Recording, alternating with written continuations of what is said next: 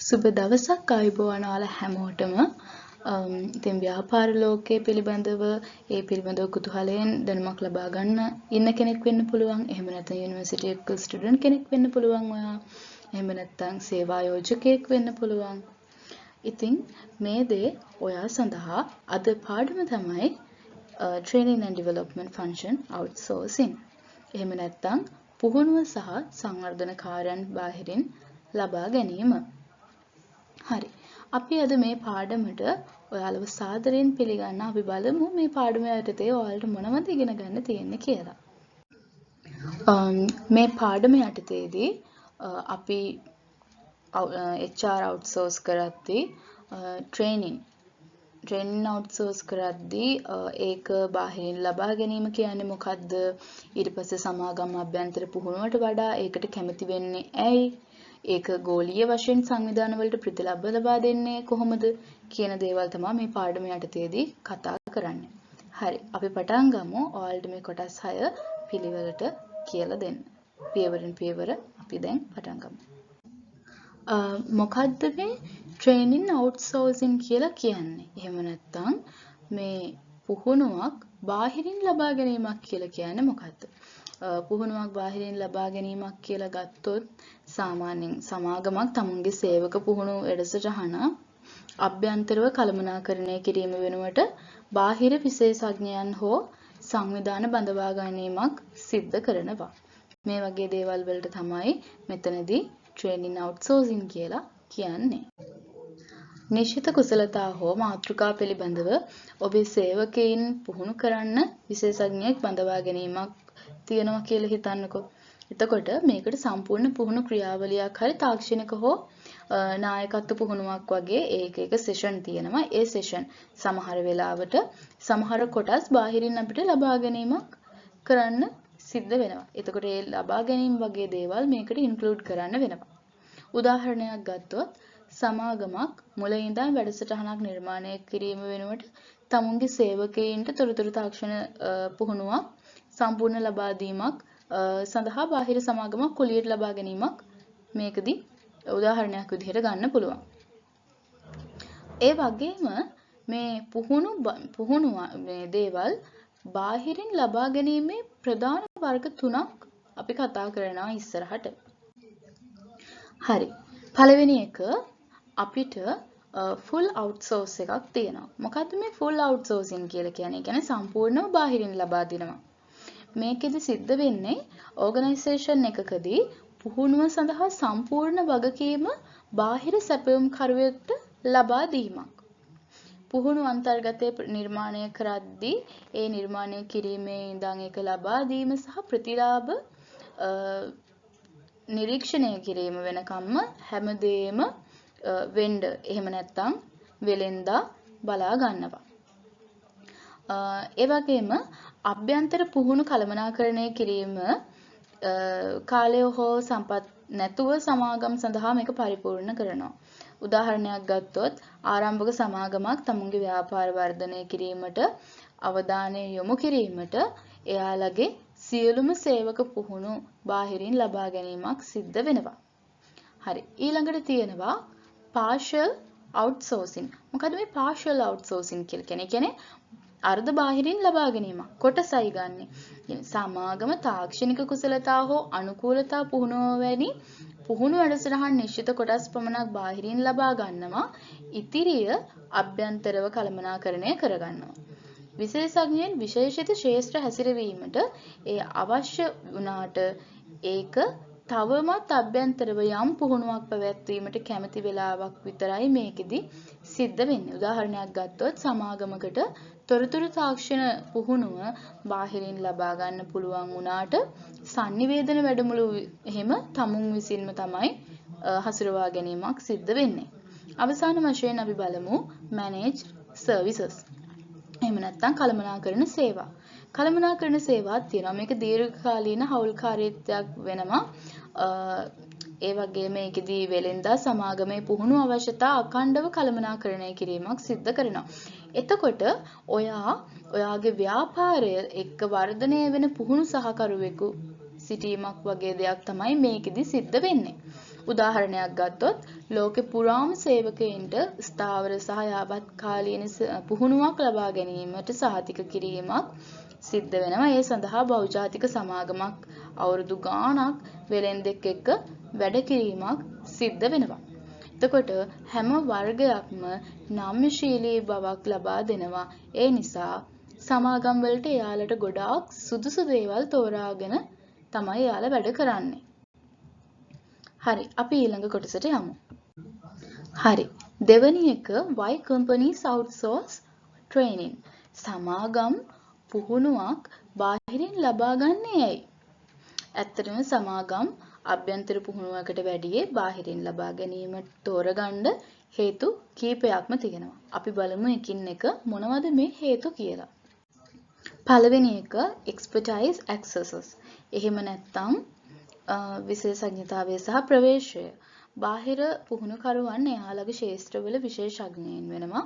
ඒ කට්ටිය සමාගමක් තුළ තියෙන්නේ නැති දැනුමක්, ශිල්පීය ක්‍රම, ඒ වගේම විවිධ මෙවලම් එයාලා ගාව තියෙනවා. එතකොට එයාලා ඒවා භාවිතයට ගන්නවා. එතකොට එයාලගෙන් සෑහෙන වාසියක් තියෙනවා අනිත් ආයතන වලට මේ කට්ටියව බාහිරින් ලබා ගැනීමෙන්. දෙවෙනි එක මොකද්ද? cost effectiveness. එහෙම නැත්නම් පිරිවැය ඉතිරි කිරීමක්. මේකෙදි අභ්‍යන්තර පුහුණු වැඩසටහනක් ගොඩනැගීම සෑහෙන මිල අධිකයි. ඒ කියන්නේ ගොඩක් cost එකක් යනවා. එතකොට මොකද කරන්නේ? බාහිරින් ලබා ගැනීමෙන් පුහුණුකරුවන් බඳවා ගැනීම, අන්තර්ගතයේ නිර්මාණය කිරීම හෝ පුහුණු පහසුකමක් පවත්වාගෙන යාම සඳහා වන පිරිවැය අඩු කිරීමක් සිද්ධ වෙනවා. තුන්වෙනි එක flexibility. එහෙම නැත්නම් නම්‍යශීලී භාවය. බාහිර සැපයුම් කරුවන්ට සමාගමේ අවශ්‍යතා මත පදනම්ව අභිරුචිකරණය කරන්න පුළුවන් පුහුණු වැඩසටහන් ඉදිරිපත් කරණය කරලා තියෙනවා. පුහුණුව අවශ්‍ය සේවකයන් ගාන අනුව ඒ කට්ටියට ඉහළට හෝ පහළට පරිමාණය කරන්න පුළුවන්. ඒ අවශ්‍ය සේවකයන් පුහුණුව අවශ්‍ය සේවකයන් ගාන බලලා ඒ කට්ටියට අදාළ වෙන විදිහට ඒ දේවල් දෙන්න පුළුවන්කම තියෙනවා. හරි. හතරවෙනි එක මොකද්ද? හතරවෙනි එක තමයි time saving. එහෙම නැත්නම් කාල කාර්යක්ෂමතාව. අභ්‍යන්තර පුහුණු සංවර්ධනය කිරීමට කාලය ගත වෙනවා. බාහිරින් ලබා ගැනීම සමාගම් වලට කාලය ඉතිරි කරගන්න සහ පුහුණුව වේගයෙන් ක්‍රියාත්මක කරන්න ඉඩ සලසා දීමක් මේකෙදි සිද්ධ වෙනවා. ඊට පස්සේ අවසාන එක අපි කතා කරන්නේ පස්වෙනි එක focus on core activities. මූලික ව්‍යාපාර කෙරෙහි අවධානය යොමු කිරීමක් තියෙනවා. පුහුණුව බාහිරින් ලබා ගන්නකොට මානව සම්පත් සහ කළමනාකරණයට පුහුණුව කළමනාකරණය කිරීම වෙනුවට වැදගත් ව්‍යාපාර ක්‍රියාකාරකම් කෙරෙහි වැඩි අවධානයක් යොමු කරන්න පුළුවන්.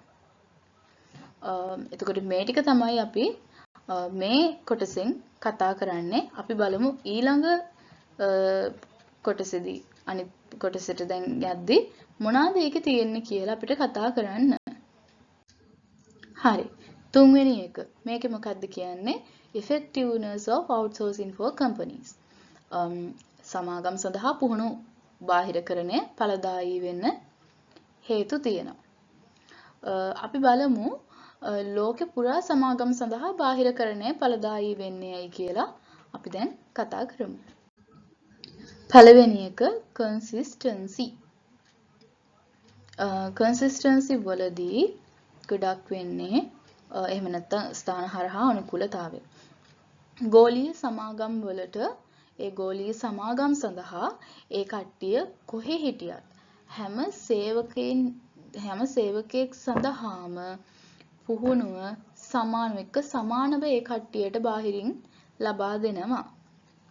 දෙවැනියට මොකද්ද කියන්නේ? advanced tools. උසස් මෙවලන් සහ තාක්ෂණය ලබා දීම. ඉගෙනීම ගොඩාක් ඵලදායී හා ආකර්ශනීය කරන්න පුහුණුවක් ලබා දෙන අපි පිටින් ගන්න කට්ටිය ඉන්නවනේ. ඒ කට්ටියට ගොඩාක් වෙලාවට e-learning ඊට පස්සේ අපිට කියන්න පුළුවන් e-learning platform තියෙනවා. ඊට අමතරව යාලට තියෙනවා virtual දේවල්. ඒ වගේ දේවල් තියෙනවා. එහෙම අලුත් මෙවලම් භාවිත කරනවා. තුන්වෙනි එක performance measurement. කාර්ය සාධන ලුහු බැඳීම. නැත්නම් අපි ඒක සිංහලෙන් කිව්වොත් කාර්ය සාධන ලුහු බැඳීමක් කියලා තමයි කියන්නේ. ගොඩක් වෙලාවට බාහිර කරන වෙලෙන්දෝ සවිස්තරාත්මක වාර්තා සපයනවා සමාගම් වලට යාළගේ පුහුණු උත්සාහයන්ගේ ප්‍රතිඵල මනින්න පුළුවන්කම තියෙනවා. 4. improved employee skill sets. මේකෙදී ඵලදායී පුහුණුව සේවකයින්ට නව කුසලතා ලබා ගැනීමට සහ ඔවුන්ගේ කාර්ය සාධනය වැඩි දියුණු කිරීමට උපකාරී වෙනවා. ඒ වගේම සංවිධානයේ ශක්තිමත් සහ තරඟකාරී කිරීමටත් උපකාරී වෙනවා. 5. global reach. ගෝලීය ප්‍රවේශයක් තියෙන්න ඕනේ. බාහිරකරණයෙන් එහෙම නැත්නම් අවුට්සෝස් කිරීමෙන් පුහුණු වැඩසටහන් බහුසංස්කෘතික සහ ජාත්‍යන්තර කණ්ඩායම් සඳහා වැඩ කරන්න නිර්මාණය කරලා තියෙන අතර ඒවා ලෝකෙ පුරාම ක්‍රියාත්මක වෙන සමාගම් සඳහා වඩාත්ම යෝග්‍ය වෙනවා. හරි. අපි ඊළඟට බලමු පුහුණු සමාගම් බාහිරින් ලබා ගන්න පොදු වර්ග කීපයක්. 4. Examples of outsourced training programs. බාහිරින් ලබාගත් පුහුණු වැඩසටහන් සඳහා උදාහරණ කීපයක් තමයි අපි දැන් එකින් එක විස්තර කරන්න යන්නේ. පළවෙනි එක leadership development. මේකෙදී කළමනාකරණ භූමිකාවේදී ඒ කළමනාකරණ භූමිකාවට සේවකයන් සූදානම් කිරීමක් මේ leadership development එකේදී සිද්ධ වෙනවා. ඊට පස්සේ technical skills තියෙනවා. ඒකෙදි වෙන්නේ උදාහරණයක් ගත්තොත් තොරතුරු තාක්ෂණ සහතික හෝ නව මෘදුකාංග ගැනීමක් සිද්ධ වෙනවා. ඊට පස්සේ තියෙනවා compliance training. මේකෙදි වෙන්නේ සේවකයන් ආරක්ෂක ප්‍රමිතීන් වගේ නීති සහ රෙගුලාසි අනුගමනය කරනවා කියලා සහතික කිරීමක්. soft skills. මේකෙදි මොකද්ද වෙන්නේ? sannivedana කණ්ඩායම් වැඩ සහ ගැටලු විසඳීමේ කුසලතා වැඩි දියුණු කිරීමක් මේකෙදි සිද්ධ වෙනවා.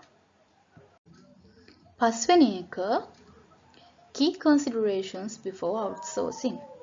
සමාගමක් පුහුණුව බාහිරින් ලබා ගන්න තීරණය කරද්දී ඒ තීරණය කිරීමට කලින් ඒ කට්ටිය මෙන්න මේ කීපයක් හිතලා බලන්න ඕනේ. එයාලගේ තීරණය ගන්න කලින්.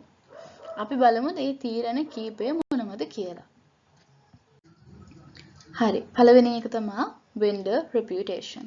කියන්නේ වෙලෙන්දගේ කීර්තිය. විකිණුම්කරු පළපුරුදු සහ විශ්වාසදායකද කියලා බලන්න ඕනේ. දෙවෙනි එක alignment with company goals. ඒ කියන්නේ පුහුණුව සමාගමේ අවශ්‍යතාවලට හරියට ගැලපෙනවද කියලා බලන්න ඕනේ. තුන්වෙනි එක cost versus value. ඒ කියන්නේ මොනවාද වියදම් කරපු මුදල් ඒ වියදම් කිරීමට worth එහෙම නැත්නම් ඒ වගේ ඒ වියදම් කරපු මුදලට හොඳ ප්‍රතිඵලයක් ගෙනල්ලා දුන්නද කියන එක ඒකෙදි බලන්න ඕනේ. හතරවෙනි එක customization. එතකොට සමාගමේ සංස්කෘතියට ගැලපෙන විදිහට මේ පුහුණුව සකස් කරලා තියෙන්න පුළුවන්ද? මේ දේවල් තමයි මේ කොටසෙන් කතා කරන්නේ. එතකොට අනිවාර්යයෙන්ම සමාගමක් ට්‍රේනින් එකක් අවුට්සෝස් කරද්දී ලබා ගන්න ඩිසිෂන් එකට කලින් එයාලා මෙන්න මේ කොටස් හතර පිළිබඳව අනිවාර්යෙන් සිතලා බලන්න ඕනේ. 6 පුහුණු බාහිරකරණයේ අභියෝග එහෙම නැත්නම් challenge in training outsourcing. මේකෙදි සාමාන්‍යයෙන් කතා කරන්නේ බාහිරින් ලබා ගැනීම perfect නැත්නම් සමාගමේ එක එක අභියෝග වලට මුහුණ දෙන්න වෙනවා. කම්පැනි වල එක එක අභියෝග වලට මුහුණ දෙන්න වෙනවා perfect නැත්නම් මෙයාලගේ outsource කරන එක. හරි.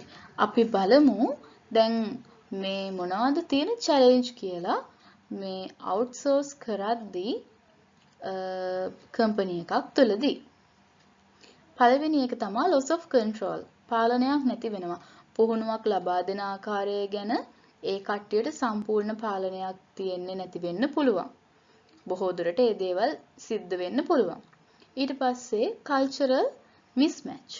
cultural mismatch එකේදී වෙන්නේ බාහිර පුහුණුකරුට සමාගමේ වටිනාකම් සම්පූර්ණයෙන් තේරුම් ගන්න බෑ. තුන්වෙනි එක මොකද්ද? dependency on vendors. dependency on vendors කියන්නේ වෙළෙන්දන් මත යැපෙනවා. ඒ කියන්නේ බාහිර සැපයුම් කරුවෙක් මත ඕනවාට වැඩියේ විශ්වාසය තිබ්බට පස්සේ ගැටලු ඇති වෙන්න පුළුවන්. මොකද ඒ කෙනාව බාහිරින් ගන්නෙ. එතකොට එතනදී ප්‍රශ්නයක් ඇති වෙන්න ඉඩකඩ බොහෝ දුරට වැඩි කියලා තමයි කියන්නේ. අවසාන වශයෙන් පුහුණු බාහිරකරණය මේ කම්පැනි වලට කාලය ඉතුරු කරන්න, පිරිවැය අඩු කරන්න, ඒ වගේම හොඳ කණ්ඩායම් ගොඩනගන්න, විශේෂඥතාවය ලබා ගන්න උපකාරී වෙනවා. කොහොම වුණත් නිවැරදි වෙළෙඳ තෝර ගැනීම සඳහා ප්‍රතිඵල නිතිපතා කතා කිරීම මේකෙදි කම්පැනි එකේ සාර්ථකත්වයට බෙහෙවින්ම උපකාරී වෙන දෙයක්. මේ පාඩම ඔයාලට ගොඩාක් ප්‍රයෝජනවත් වෙනවා කියලා තේරුණා නම් ලයික් එකක් දාලා කමෙන්ට් එකක් දාන්න. ඒ වගේම සබ්ස්ක්‍රයිබ් කරන්න අමතක කරන්න එපා. මොකද මේ වගේ ඔයාලට වැදගත් වෙන HR පැත්තේ පාඩම් ගොඩක් තව ඉස්සරහට මම මේ විදිහට ඔයාලට ගේන්න කටයුතු කරනවා. ඉතින් අපිත් එක්ක රැඳිලා ඉන්න සුබ දවසක් ඔයාලා හැමෝටම. අපි අනිත් පාඩමෙන් නැවත හමු වෙමු.